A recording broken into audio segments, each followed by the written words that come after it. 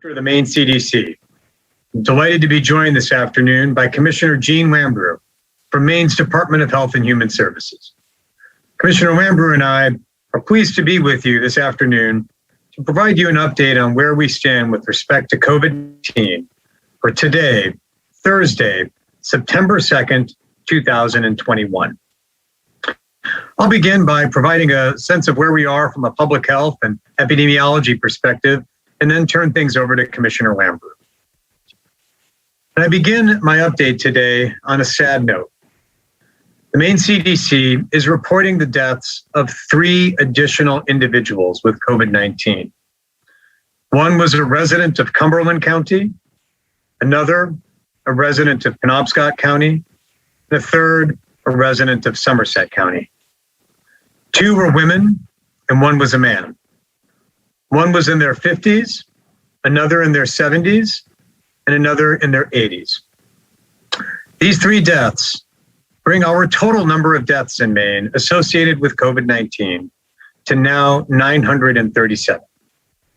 Commissioner Lambrew and I would like to take a moment to offer our deepest condolences to the friends, family members, and communities of all of those who have died with COVID-19.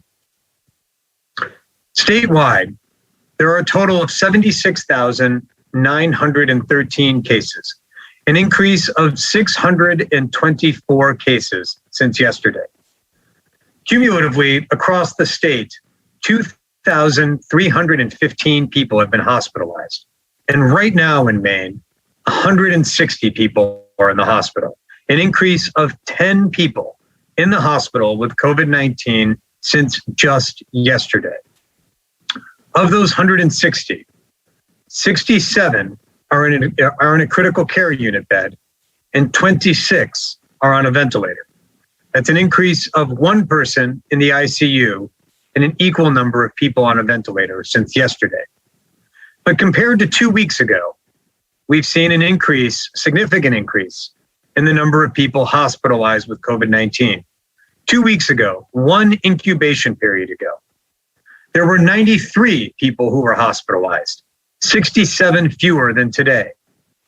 2 weeks ago, there were 44 people who were in an intensive care unit bed, 23 fewer than today.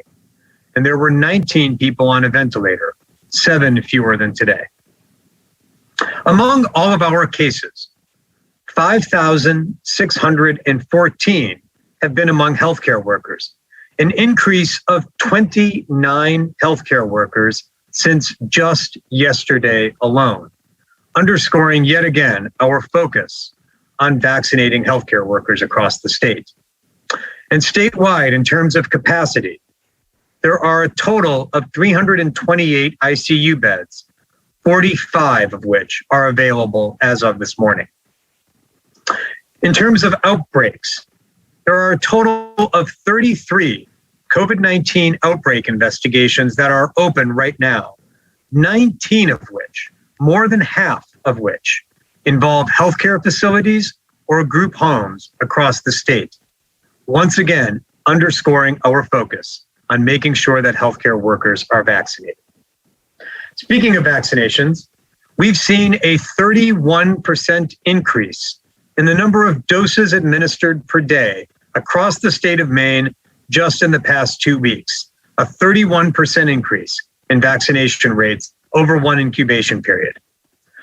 In terms of where we stand overall, 81.3% of the eligible population across Maine has received 1 dose of COVID-19 vaccine. That's those 12 and over. And in terms of who's fully vaccinated, 3 out of every 4 eligible people in Maine are now fully vaccinated. 3 of every 4 people you meet on the street right now, if they're 12 and over, have been fully vaccinated. And 2 final notes before I turn things over to Commissioner Lambrew. The first is with respect to our ongoing review of positive COVID-19 cases. At this time, we have 1,800 lab results, positive lab results, that are awaiting our review.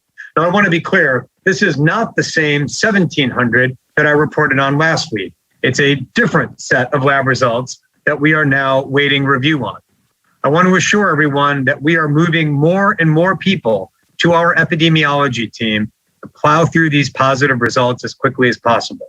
But what that means for you is that the number of cases that we are reporting right now is certain to go up in the coming days as we plow through these 1,800 cases. So as we move our way through them, we will likely continue to see the sustained high number of cases that we've seen over the last few days as we move through those cases. And finally, speaking of testing and lab results, we acknowledge and recognize that there is a challenge statewide, nationwide, with respect to accessing testing. We've heard that from you. We've seen it in our own numbers, and Commissioner Lambrew and I are taking steps to address it.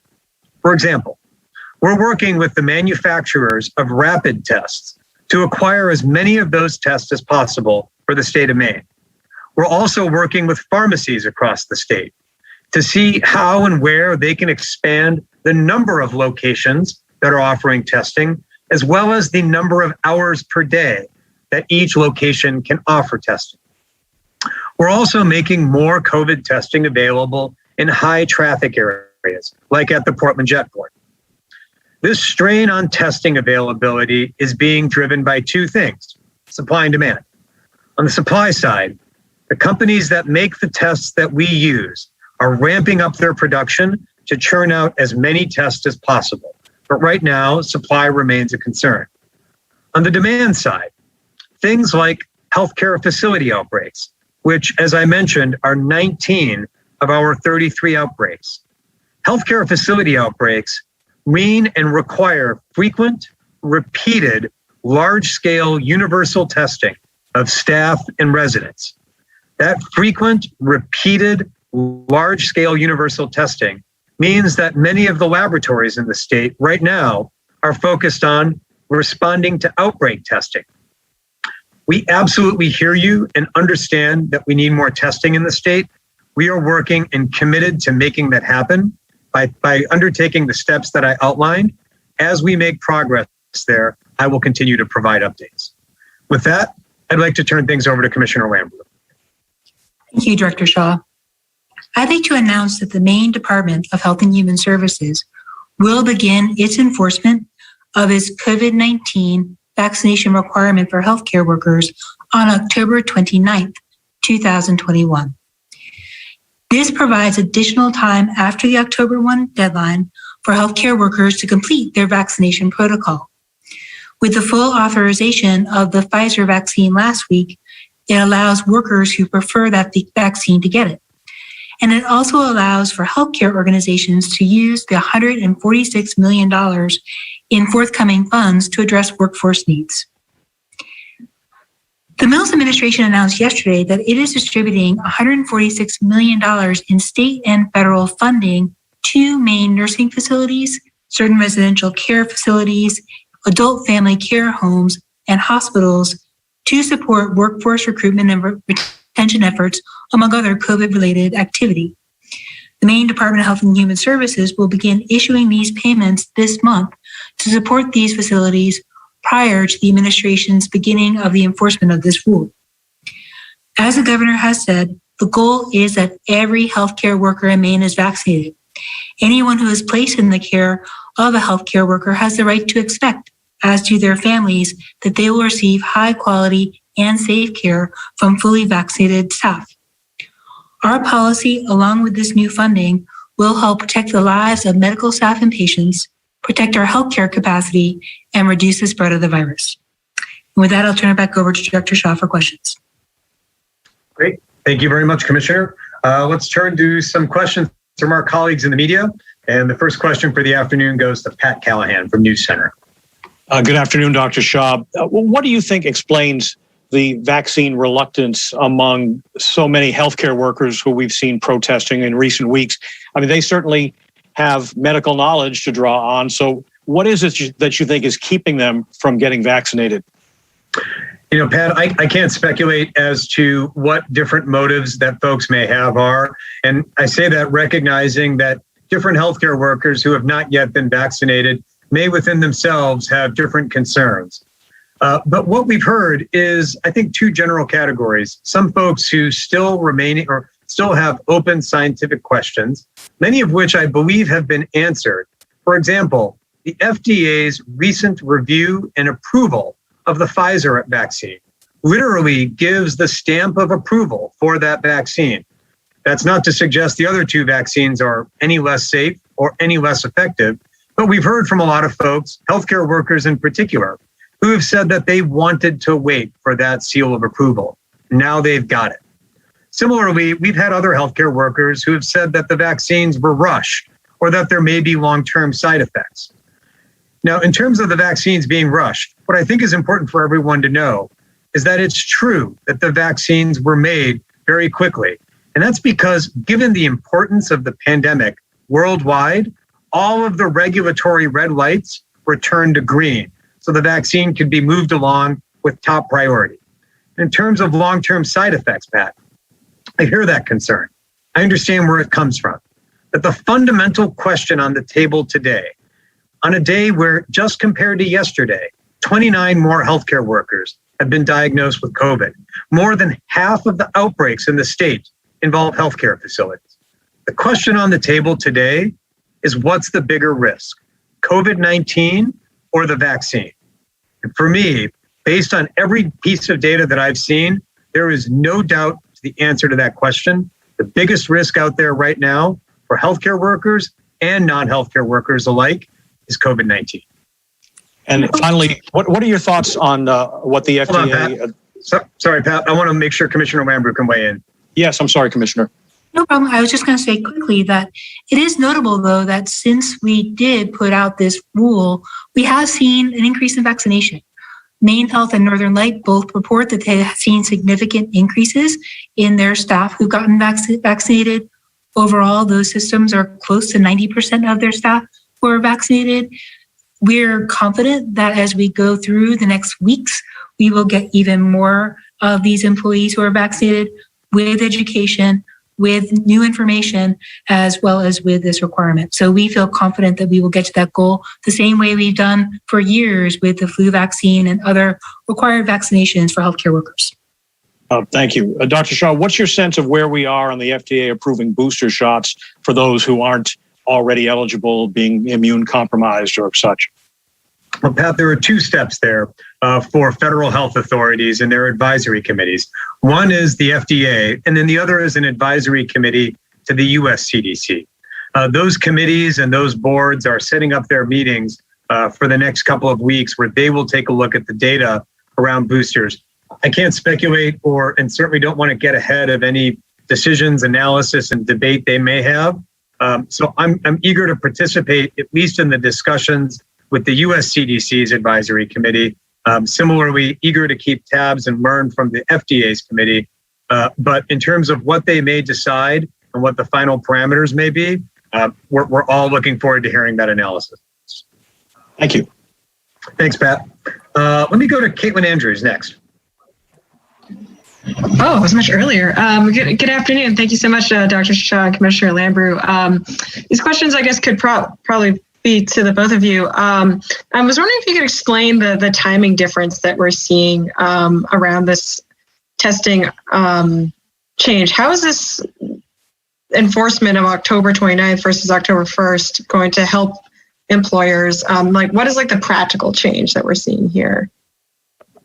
Sure. Maybe I'll begin and to clarify, we are talking about a vaccination requirement, not a testing requirement. And I think what we... Apologies. Yep. So, there's been a few things, as Director Shah said, that have happened since we made the announcement a couple of weeks ago. Number one is the full authorization for the Pfizer vaccine, which means some of those healthcare workers who prefer that vaccine can get it. Number two is that we are moving out on this funding support. We do recognize that there are concerns about the healthcare workforce in the state of Maine. Those concerns predate the pandemic. We've been working on improving and expanding the healthcare workforce in Maine since the Mills administration arrived 2.5 years ago. We, last year during the pandemic, provided $30 million for hospitals and nursing homes to support them. The end of last year, we provided funding through coronavirus relief funds for nursing facilities. Just last week, we provided another $25 million for those facilities to shore up some of their COVID-related funds. And these new supplemental payments that are going out will give them the resources with which they can help try to make sure that they've provided the right type of incentives for this vaccination effort. Caitlin, I just wanted to chime in. Commissioner, correct or weigh in if you see this differently. But Caitlin, the deadline remains October 1st. That is the deadline by which healthcare workers that are covered under this rule should get vaccinated. So if you're a healthcare worker, you're watching right now and you haven't been vaccinated, this is not a situation where you've got 28 more days. The deadline remains October 1st. What we've moved is the date on which we will begin enforcement of that. But the deadline remains, and if you're a healthcare worker, haven't yet been vaccinated, this is your weekend. But Commissioner, is that a fair summation? It is. We just are trying to cut a little slack for people who may be a little late or for organizations that might need that extra time to come into compliance. Okay, then can you, I guess, explain to me a little bit more of what the enforcement element of this will look like? Like, how is that going to play out on this October 29th? Sure. So this immunization rule is a longstanding rule that's been in Maine regulation and law for about 2 decades. And what it means is that we do use reports from facilities to Maine CDC that are taken into account in our licensing and certification decision. So it's no different of our enforcement system than we've used for years. Okay, and thank you. My last question, I guess, would be that, it seems certainly like healthcare workers or employers are struggling with this vaccine requirement in terms of, employees still being hesitant. Is there any wiggle room around the idea of offering a testing alternative rather than straight up requiring vaccination? So I'll begin and let Dr. Shah jump on in to say that, there are some other states that have offered that as an alternative. I think we believe that the number one best way to protect against COVID-19 is the vaccine. We have in the state of Maine had longstanding policy about the battery of vaccines and immunizations that help keep workers safe. So we maintain that our approach here in Maine is the more effective approach from a public health perspective. Completely concurred. And Caitlin, I just wanted to chime in, not to quibble, but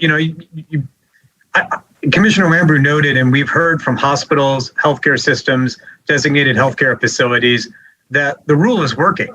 Their staff are increasingly getting vaccinated, and many facilities across Maine have seen significant percentage point increases with respect to the numbers of their staff that have been vaccinated since Governor Mills unveiled the rule. So we think it's working. As with any enterprise or endeavor, the last mile, the last quarter mile, the last yards, those are going to be the most challenging. And that's why we're focusing on a ground game to help those healthcare workers and make sure they've got what they need. We know that's going to be the case in any human enterprise, but we think it's working and we definitely think it's the right thing to do. Thank you. Thanks, Caitlin. Let me go to Allegra from WABI. Hi, Dr. Shah. My question is related to the third dose or the booster shots, and how is the state going to think about tracking those, or if you already have started tracking those for those who are immunocompromised, what is that looking like for the public knowledge? Sure. So on the dashboard that I encourage everyone to take a look at, we post all of the numbers with respect to how many doses have been administered, how many of those right now are first and second. In the near future, we'll be adding a new category for third doses. This will be how we monitor and track and report out to the public what the uptake rate for boosters and additional doses have been. I just want to make one point there, Allegra, which is I know that there's been a lot of questions and as well as focus around boosters and third doses. But the thing is, our focus simultaneously remains on first doses. You can't get a third dose until you've gotten your first dose. And so we're really focused on getting folks those primary vaccines because that's where a lot of the protection starts. And then with that, not to go back to the third dose of those boosters, but once that does become available for everyone hitting that September 20th mark, right now? Is it more just once you hit that 8-month mark, you're good to go? Or will there be a more strict rollout with how the public can go about that?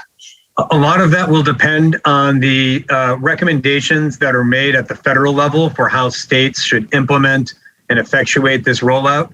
We're waiting to hear with finality what those decisions are based on what we've been briefed on thus far, and that might change. There's an 8-month window effectively after the date you got your second dose, and that will govern how folks move through their boosters. But there are still questions that are out there around the precise implementation. And so once we hear what the US CDC's decisions are there, that's how we'll structure our rollout. Great, thank you.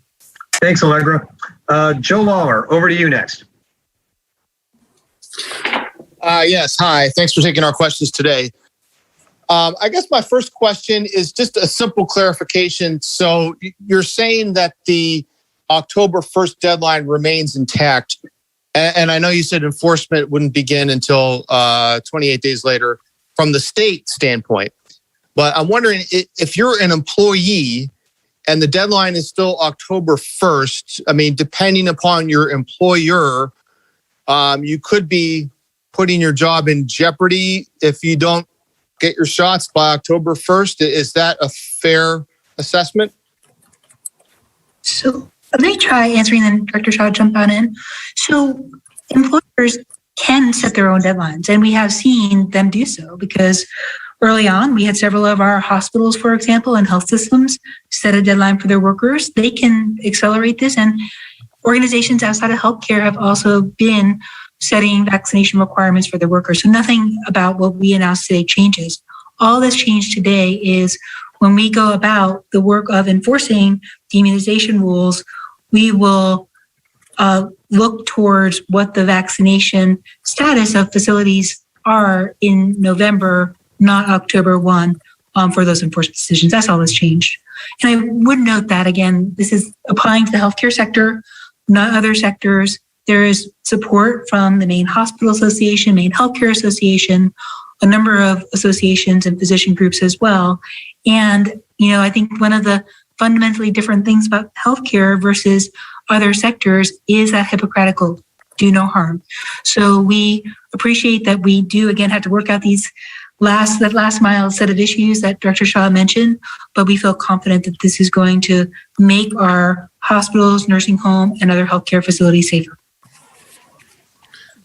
Okay, thanks for that. And then I guess I'm wondering also, since this has been, since you're saying this has so far been pretty successful, is there any discussion about additional vaccine mandates for other sectors? I can get it. Or hello. Go ahead, Joe. Sorry, Okay. Commissioner, please. yeah. Okay, I'm Lindsay. Sorry, everyone. If you're not Commissioner Lambrew or Joe Lawler, could you please mute your line? In fact, even if you are Joe Lawler, could you please mute your line? No problem. We are not considering other vaccination policy at this time. Thank you, Joe. Let me go to Amy Brown next. Thank you, Dr. Shah, Commissioner Lambrew. Dr. Shah, you've said that the AMA has reported that about 90%, I believe you said, of doctors have been vaccinated. So who are the healthcare workers who are still resistant? Is there any indication of a correlation between the level of medical training and vaccine acceptance beyond that AMA stat? Amy, that's a good question. Let me just note that AMA stat is now several weeks, if not maybe even months old. So I would be interested to see if the AMA has updated that. But to your specific question, Amy, I don't have any numbers of that sort that I could point to, either Maine specific or nationwide.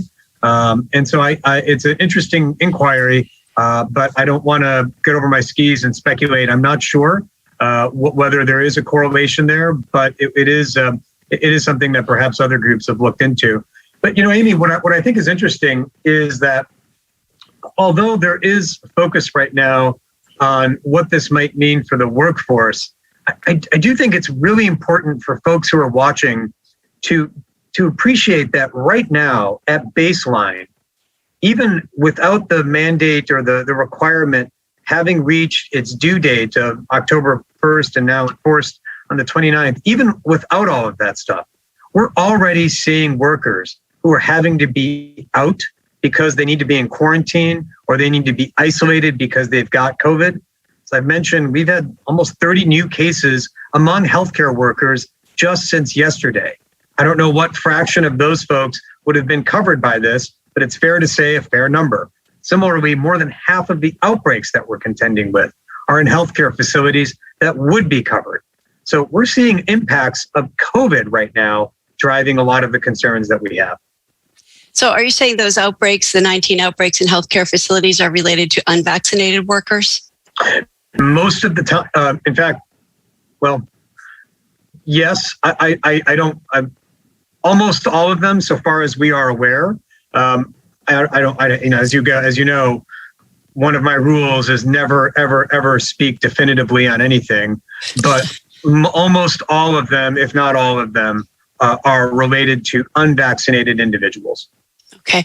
And I have a couple of questions from listeners. One says that they thought they recently heard you say that vaccines present zero risk, but they've also heard you in the past talk about adverse events. So they would like an update on how many adverse events there have been, how bad they are, and who is most at risk.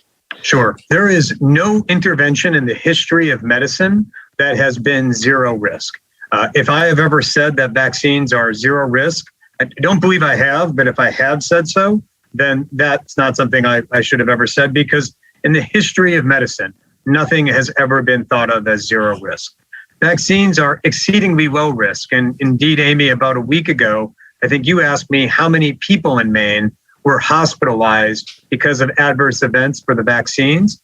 And the answer to that question is zero. Right now, we've not seen significantly more adverse events from the vaccines than what we've seen in the first weeks after their rollout.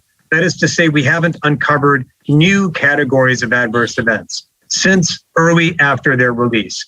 We were aware of, for example, joint injection site pain, maybe people feeling crummy a day or two after they got their shot, a small number of people with the mRNA vaccines, very small, having anaphylaxis, and then reports of things like myocarditis, et cetera.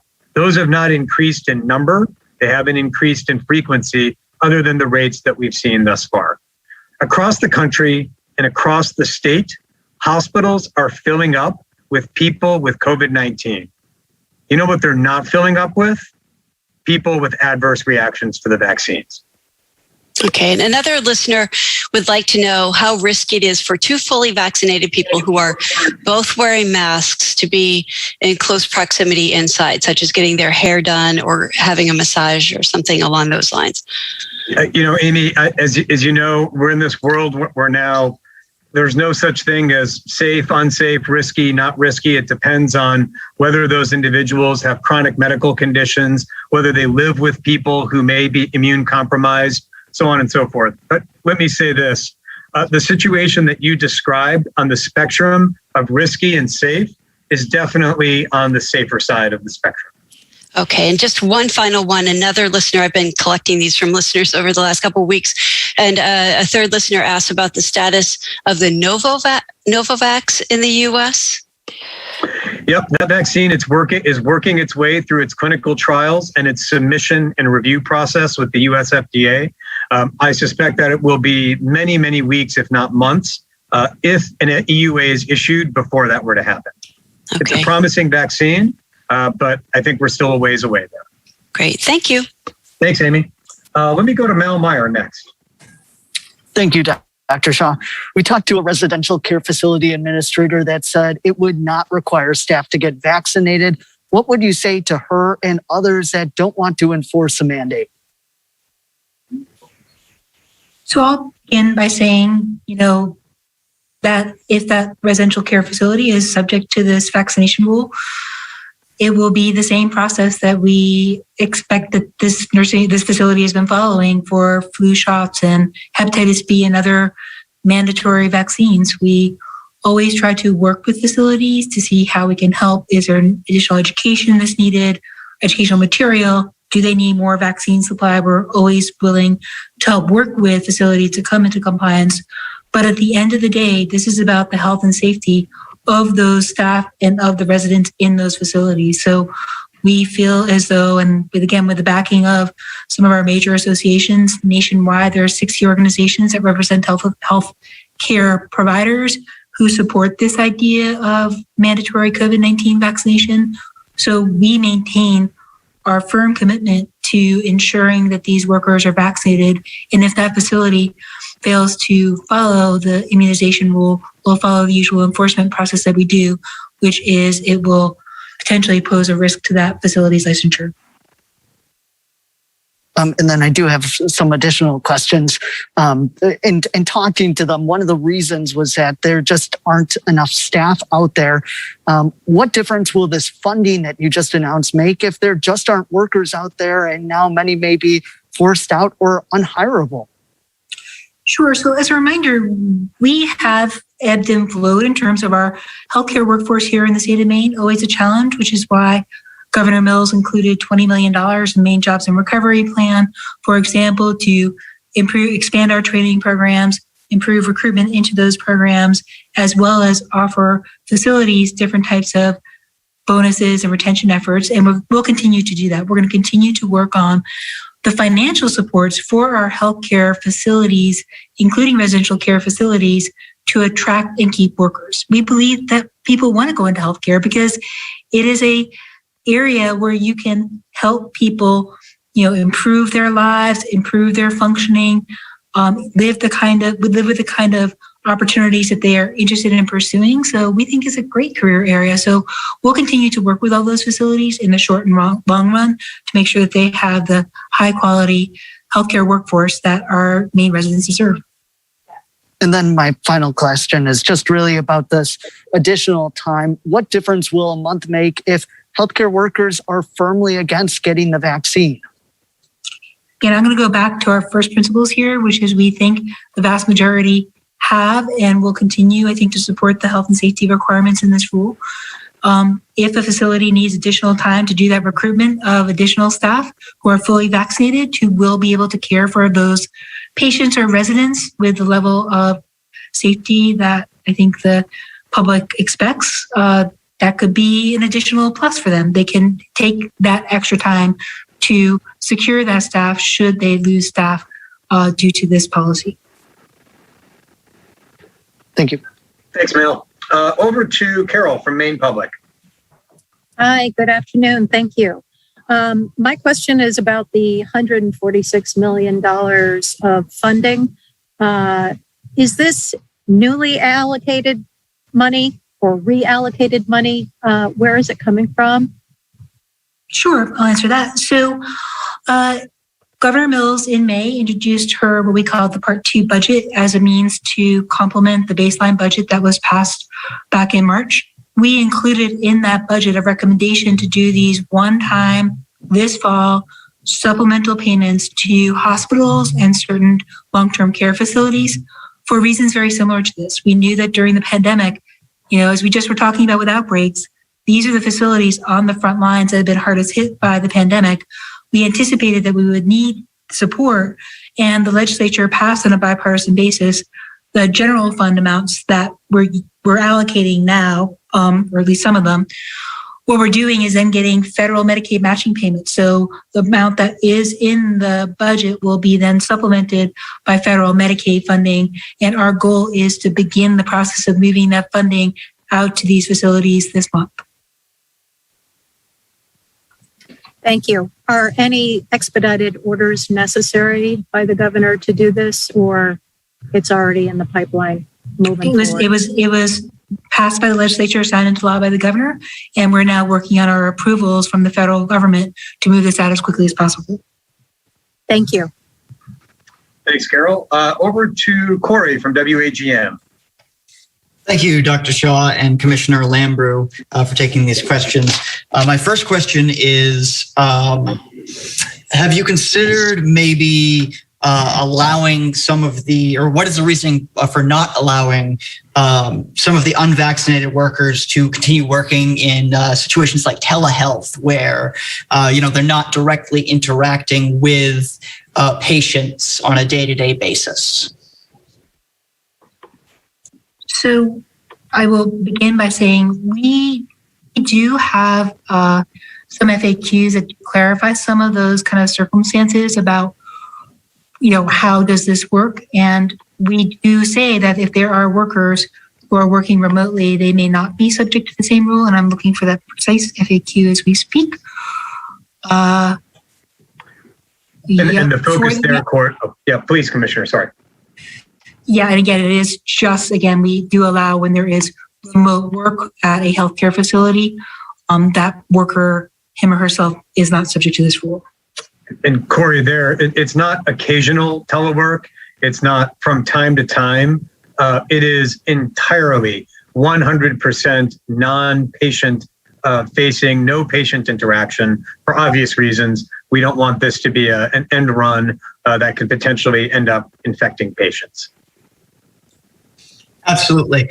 My next question is, are you worried about maybe some less qualified applicants, some applicants that healthcare workers or healthcare facilities maybe wouldn't have looked at within their first round of picks, getting hired simply due to the fact that they are vaccinated, whereas some of the veteran healthcare workers who really know what they're doing are getting let go? Our healthcare facilities here in Maine maintain a reputation nationwide for being high quality. They have, over the years, generated a reputation that I think, again, is about providing patient safety and quality care. We expect that, as they are implementing this policy, as when they implement other policies, including the flu vaccine requirement and others, we'll maintain those standards of quality. So we appreciate the work that our healthcare facilities do to keep people who are in their care safe, and we expect that will continue. Thanks, Corey. Let me go to Megan next.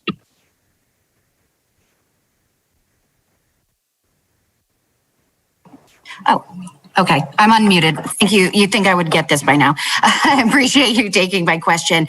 Are either of you or both of you ever recommending that any other profession outside of healthcare implement a vaccine mandate? My thought is, you've got a bunch of kids under 12 in schools who are unable to be vaccinated. And it seems like the unvaccinated are those who make up the majority of the cases in the hospitals right now. So it would seem to me that, there could be a mandate for teachers. Is this anything that you're thinking about recommending? We just launched yesterday a survey for all of our schools in Maine to find out exactly how many of the school staff are vaccinated. The deadline for schools to fill that out is September 10th, and we look forward to getting that baseline data. We hear different things. We hear some schools and school administrators who think that they are very close to having full vaccination among their staff. We look forward to getting that information that we will publicly post when we have it as a baseline to figure out what, if anything, we can be doing to promote vaccination among our school staff. So we continue to look at all of our options about how do we promote vaccination. We do have, again, different parts of the state where the vaccination rate is very high without requirements. And we have different sectors of our workforce where we also see high rates. So we continue to try to do our baseline assessment of risk, where are people vaccinated, what else can we be doing voluntarily, and what other policy changes we might implement should we need to. So essentially it's on the table, right? I mean, I guess that's a fair, once you look at the data. Yeah. I think it's safe to say that in a pandemic where we're still learning as we go, I mean, Delta variant is teaching all of us new lessons, oftentimes hard lessons about what COVID-19 means. Nothing is off the table until this pandemic is truly over. But at this time, we have no new vaccine requirements to announce. Thank you. I'm recommending that members of the Maine media get vaccinated. That's on the table. The final question for the afternoon goes to Dustin. Thanks. First, are you concerned about Labor Day weekend visitors causing COVID-19 cases to rise further here in the state? Well, yes and no, Dustin. Yes, in the sense that there's going to be more people in the state. No, in the sense that what we've seen now through pretty much 2 summers in Maine is that Maine has been able to do summer without necessarily causing corresponding or absolute increases in COVID cases. I know there's been an increase recently, but there's not data from our case investigations to suggest that tourists or tourism-related enterprise businesses were the reasons for that. A lot of what we see that's generating outbreaks are either facilities and workplaces, or when we ask people where they're getting COVID from, it's small gatherings, household gatherings. So yes, in the sense that anytime there's more people, it's a higher risk, but overall, not particularly, because generally speaking, tourists and tourism in Maine, often an outdoor venture. And secondly, we've now had, again, 2 seasons of summer activities that haven't directly or causatively been linked with increases in cases. That being said, you're coming to Maine this weekend, you're already in Maine, take precautions this weekend. If you haven't been vaccinated, be smart. Stay indoors, wear a mask, try to limit your exposure to others. Even if you have been vaccinated, I recommend that you wear a mask in any county in Maine where there is substantial or high transmission. You can find that list on the governor's COVID website, and you wear a mask even if you're vaccinated anytime you are in an indoor public setting. It's an easy thing to do. It protects you, protects your family, and or protect those around you. Now, if we have a surge in visitors as in years past and some of them need intensive care, could that be a big strain on Maine's healthcare system? And should those folks expect the same level of care as normal? Well, it's a lot of ifs in those in that question, Dustin. So there's only so much I can speculate. What I can tell you is that right now here in the state, we've got 40 plus ICU beds that are available. And generally speaking, we haven't seen significant spikes in prior Labor Day weekends that would overwhelm that system. The possibility that someone could come to Maine, fall ill with COVID or something else, and potentially need a bed, it's not zero, but it's not something that necessarily would cause us to tip into an acute status. It's a risk. But your question also highlights another component of where we are, Dustin. Right now, when we talk about COVID, we often talk about the direct effects, people who are sick with COVID on a ventilator. But we're starting to see, because hospitals are packed, the indirect effect of people not being vaccinated is that they end up in the hospital, they end up in the ICU, and they end up on a ventilator. And what that means for non-COVID patients is now starting to come in sharp focus. If you've got cancer, if you've got heart disease, we are starting to hear about and see access challenges for those individuals, not because of their own disease, but because hospitals are facing challenges with COVID. And what I don't want to see is delays in others who don't have COVID, and delays in them seeking care. Because in healthcare, care that is delayed is care that is denied. And lastly, listening to Dr. Jarvis at Northern Light Health yesterday, it sounded like he was saying that various data shows that Maine's about 2 weeks behind the rest of the country in terms of patterns in the Delta variant surge. Is that something that you agree with? And does it tell you anything about where we're going in the pandemic or where we are now? Yeah, I do agree with that. I may quibble. It may be 12 days, it may be 15 days, but I concur with Dr. Jarvis in that estimation. The way that the virus has been moving across the country, particularly Delta, starting in the southeast, made a pit stop in the Ozarks, and then, of course, spreading outward from there. What we have seen is 12 to 16 days or so trends that we're seeing in the southeast find their way here. Got it. And does it say anything in particular about anything in terms of where we're going, or too early to? Too early to speculate. There are some somewhat optimistic signs on the horizon, but it is way too early to take anything like that to the bank. All right, thanks. Thanks, Dustin. And thank you all, and to all my colleagues in the media. Commissioner, I'll turn things back over to you to round us out. Great. Thank you so much. Just want to remind people that, we are talking today about this healthcare worker requirement to get vaccinated. We do recommend everybody get vaccinated. We have vaccines available across the state in pharmacies, in different clinics. And if you're having trouble finding a vaccine, remember you can go to maine.gov/COVID-19 vaccines, or call the community vaccination line at 1-888-445-4111. Thank you very much. Thanks, Commissioner, and thanks everyone for taking some time out of your afternoon for joining us. We very much appreciate it. We hope everyone does have a safe, relaxing, and restful Labor Day weekend. As always, please be kind and take care of one another. We will all talk again soon.